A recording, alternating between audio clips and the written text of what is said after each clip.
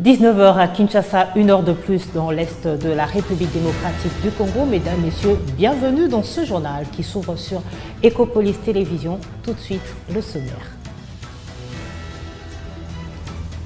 Massacre de 43 personnes à Komanda dans la province de l'Ituri. Le Vatican adresse ses condoléances à la paroisse Bienheureuse Annuarité de Komanda ainsi qu'à toute la population congolaise. Le pape Léon XIV exprime son union spirituelle avec toute la nation. Examen d'État édition 2025, la province de l'Ituri, comme toutes les 25 autres de la RDC, répond à cette exigence de l'éducation nationale et nouvelle citoyenneté. Au total, 1800 candidats finalistes sont enregistrés pour ces épreuves qui se clôturent le 31 juillet prochain. Réhabilitation de la route bypass au niveau de l'arrêt sous-région. À partir de ce 29 juillet, le tronçon sera fermé pour bétonnage. Dans ce journal, les détails sur les itinéraires de déviation pour minimiser les perturbations.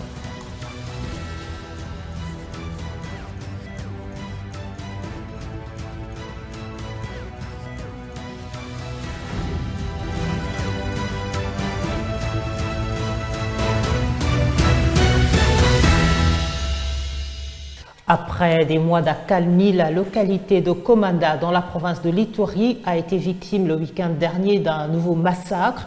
Dans la nuit de samedi à dimanche dernier, le groupe armé d'anciens rebelles ougandais qui a fait allégeance au groupe islamique a attaqué la paroisse Bienheureuse Annuarité de Komanda.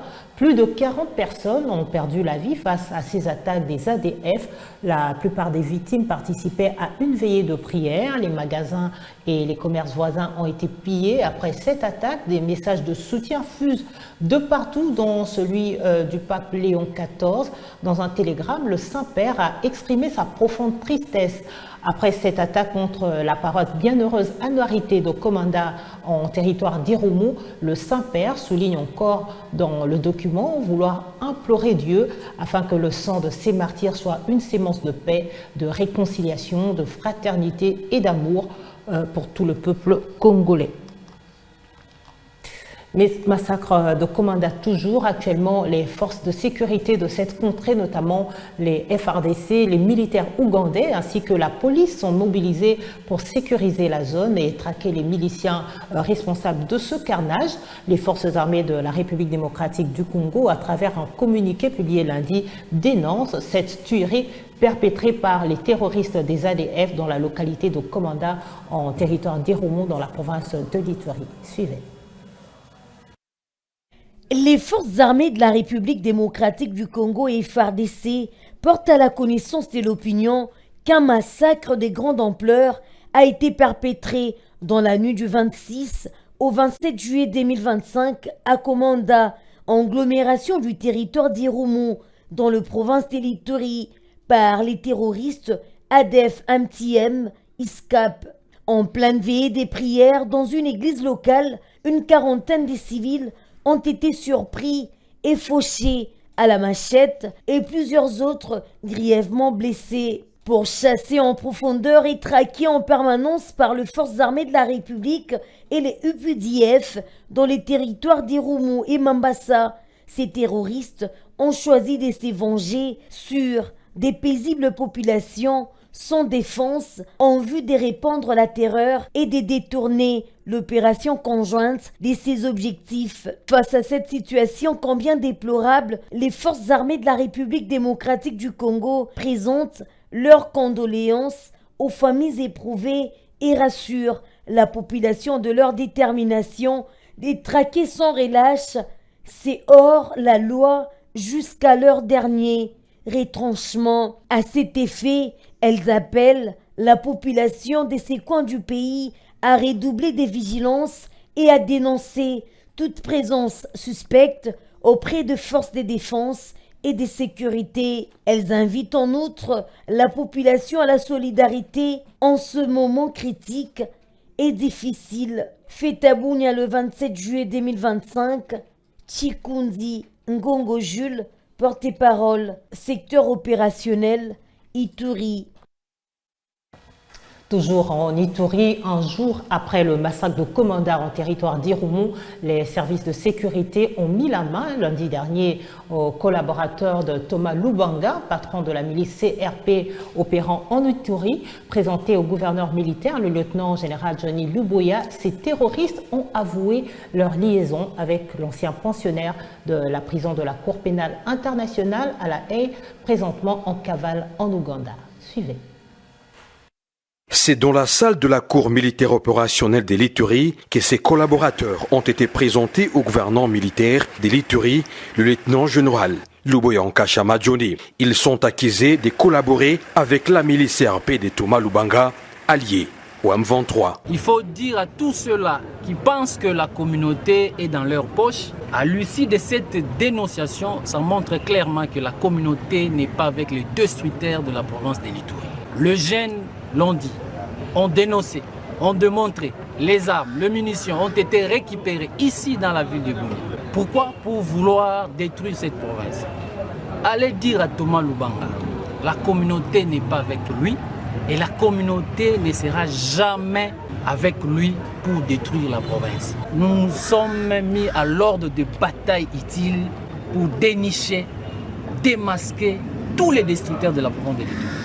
Partout où vous êtes commerçant, vous êtes motard. Mais si vous êtes dans ces complots, on va vous démasquer l'un après l'autre. L'armée congolaise en Ituri affirme que d'autres arrestations pourront suivre. Ainsi, la communauté iturienne est invitée à faire échec à ses plans de déstabilisation. C'est tout un lot de munitions, de jeunes, de commerçants. Un commerçant arrêté, mais lui-même a dit aussi que non, il voulait collaborer avec les forces armées. Voilà les actes patriotiques. Voilà le valeur républicaine que l'Ituri a besoin.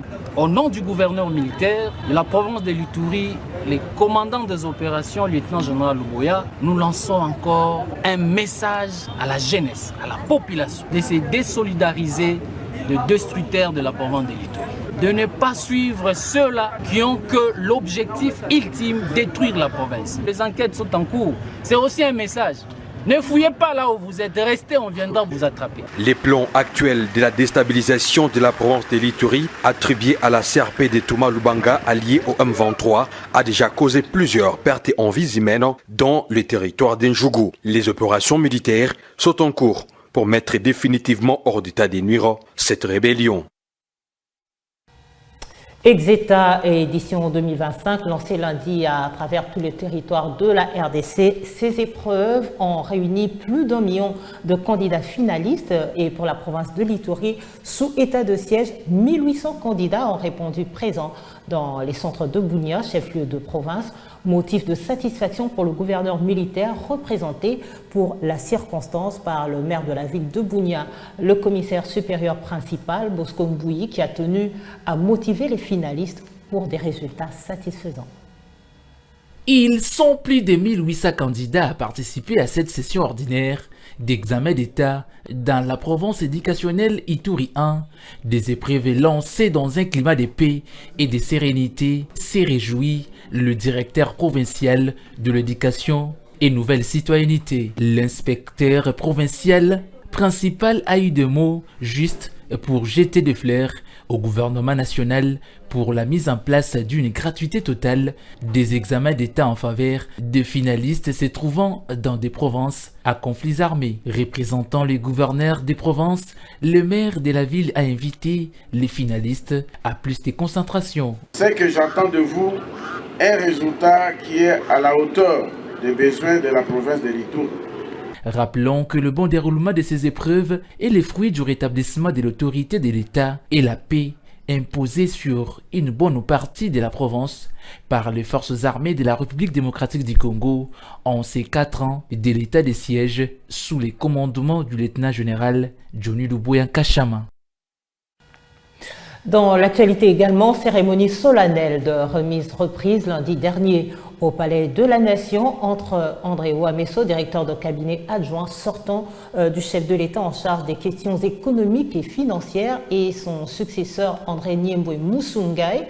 Ce passage de relais s'inscrit dans le cadre de la réorganisation du cabinet présidentiel à la suite de la désignation par ordonnance présidentielle d'André Ouamesso au poste de gouverneur de la Banque centrale du Congo, présidé par le directeur de cabinet du chef de l'État, Anthony Kinzo Kamole. Cet événement s'est déroulé en présence de plusieurs hauts cadres de la présidence de la République, parmi lesquels les directeurs de cabinet adjoints et quelques conseillers du chef de l'État, ainsi que le personnel du cabinet, dans une ambiance empreinte de reconnaissance et de respect mutuel. Cette passation de pouvoir intervient dans un contexte de renforcement des institutions économiques du pays, alors que la nomination d'André Ouamesso à la tête de la BCC traduit la volonté du président de la République d'insuffler un nouveau dynamisme à cette institution stratégique.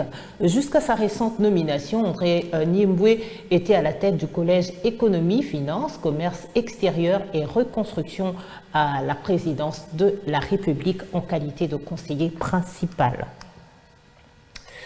Infrastructure dans ce journal, réhabilitation de l'avenue Bypass. L'hôtel de ville de Kinshasa annonce la fermeture pendant 3 semaines de la route Bypass au niveau de l'arrêt sous-région pour bétonnage, comme mentionné dans ce communiqué publié lundi 28 juillet 2025. La lecture de ce communiqué est faite par Racha Kieke. L'exécutif provincial de Kinshasa informe la population de la fermeture temporaire de la route Bypass à partir de ce mardi 29 juillet 2025 pour de travaux urgents de bétonnage au niveau de l'arrêt sous-région. Ce travaux réalisé par l'office de route sur la RN1 dans la ville-province de Kinshasa s'étendront sur une durée de 3 semaines à compter de cette date. Cette mesure vise à garantir la qualité des travaux tout en assurant la sécurité des usagers et du personnel mobilisé. Mesure pour la fluidité du trafic. Pour minimiser les perturbations, 4 itinéraires de déviation ont été prévus. Déviation numéro 1, Elengesa avenue Kasavubu. Déviation numéro 2, Université. Déviation numéro 3, Boucle Sefou, Lemba Terminus, Lemba Super. Déviation numéro 4, Kiyimbi, entrée Matete via marché Matete et sortie Banounou. Dispositions complémentaires. Pour accompagner cette opération, les mesures suivantes seront mises en œuvre. Installation de panneaux de signalisation temporaire, déploiement d'agents de régulation en collaboration avec la police de la circulation routière. Communication préalable auprès des usagers via les canaux habituels. L'exécutif provincial remercie la population pour sa compréhension et invite les usagers à respecter les itinéraires de déviation pour une circulation fluide et sécurisée. Devoir de restitution, vulgarisation de la déclaration de principe signée à Doha au Qatar le 19 juillet dernier entre le gouvernement et les représentants du M23 AFC. Le secrétaire général de l'Union pour la démocratie et le progrès social, Augustin Kabouya, était samedi dernier face à la population de Mbuji-Mayi dans le Kasaï oriental. Lors de son meeting tenu le long du boulevard Laurent-Désiré Kabila, il a reçu les ovations d'une foule compacte venue l'écouter. Images et commentaires. Samedi 25 juillet 2025, la ville de Mbuji-Mayi était en ébullition en accueillant chaleureusement le secrétaire général et président intérimaire de l'UDPS, Tshisekedi Augustin Kabouya. Une marée humaine à la taille de son leadership, le numéro 1 du parti présidentiel était obligé de faire le pied, question de communier avec la population de l'aéroport de Dipemba jusqu'au boulevard Laurent-Désiré où s'est tenu son grand meeting. Après les mots de bienvenue lus par le président fédéral Oferus Tchiani, Augustin Kabouya à son tour, dans sa prise de parole, a invité les filles et fils de la ville de Mbuji-Mayi à demeurer sans relâche derrière la vision du chef de l'État, Félix Tshisekedi, tout en soutenant l'accord de paix signé récemment à Washington et la déclaration de principe à Doha. Je viens vous demander de vous approprier ces accords signés d'une part à Washington, aux États-Unis d'Amérique, et d'autre part à Doha, au Qatar. Sachez que l'accord de paix sort le pays d'une longue captivité datant de l'époque de l'AFDEL. En rapport avec ceux qui ont des agendas cachés pour chercher à déstabiliser le parti de Tshisekedi, Augustin Kabouya fixe les combattants de ce coin du pays sur la légalité et la légitimité de ses fonctions au sein de l'IDPS. Si je suis arrivé à convoquer les congrès extraordinaires à Ngandayala, à Kinshasa, ça veut dire que mon pouvoir a été renforcé. Après les élections de 2018, alors que le président Félix Tshisekedi devenait chef de l'État, il avait fallu trouver un nouveau mécanisme pour que le parti trouve un autre dirigeant à la place du président empêché. Le pouvoir que j'ai réussi n'est pas à comparer au mandat spécial qu'avait Jean-Marc Kabound à Kabound. Signalant qu'après avoir été suffisamment éclairé sur l'accord et les fonctionnements du parti, toute la base a renouvelé son soutien indéfectible au président de la République, Félix Tshisekedi, et à la hiérarchie du parti incarnée par celui qu'on appelle Mwanabouté de Fachibeton. Direction la province du Lualaba, comment acquérir son nouveau passeport biométrique? La gouverneure Fifi Masuka Saini a répondu à la question avec le lancement vendredi dernier à Kolwezi de l'opération de capture. La cérémonie a eu lieu en présence des membres de l'Assemblée provinciale, du gouvernement provincial et autres autorités provinciales. À partir de Kolwezi, tout Lualabé pourra acquérir les nouveaux passeports biométriques conforme aux normes internationales de sécurité. C'est vendredi 25 juillet 2025, dans la salle de conférence de l'hôtel du gouvernement, la gouverneure de province a lancé officiellement l'opération des captures en présence du vice-président de l'Assemblée provinciale, l'honorable Archimède Kalassa, de quelques députés provinciaux, des membres du gouvernement provincial ainsi que ceux de son cabinet. Alain Koji, chef des centres de capture de passeports au Lualaba, a tenu à remercier la chef de l'exécutif provincial pour les moyens mis à leur disposition qui ont permis au Lualaba d'être la première province à lancer cette opération de capture de nouveaux passeports biométriques après la ville-province de Kinshasa.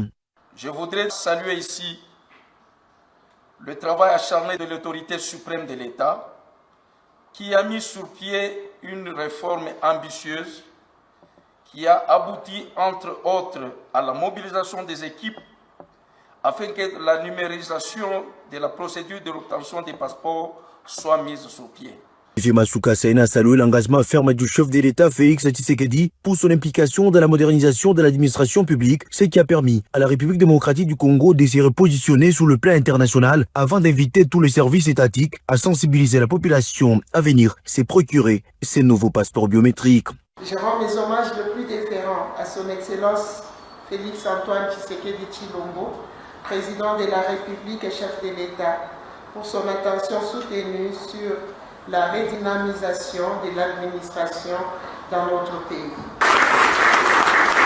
L'enregistrement pour acquérir le nouveau passeport biométrique se fera désormais en ligne, a souligné le ministre provincial de l'Intérieur et Sécurité Rokaumba Maoundé Philippe, qui a également remercié Fifi Masuka Saini pour la matérialisation de cette procédure. Et sur le Lualaba, c'est la première citoyenne, Fifi Masuka Saini, qui était la première personne à se faire enregistrer pour l'obtention de ces nouveaux passeports biométriques. Du sport pour finir, préparatif de la 8e édition du championnat d'Afrique des Nations 2025. Les Léopards A', arrivés en Tanzanie, ont débuté leur première séance d'entraînement dimanche dernier à Dar es Salaam sous la conduite du sélectionneur Otis Ngoma.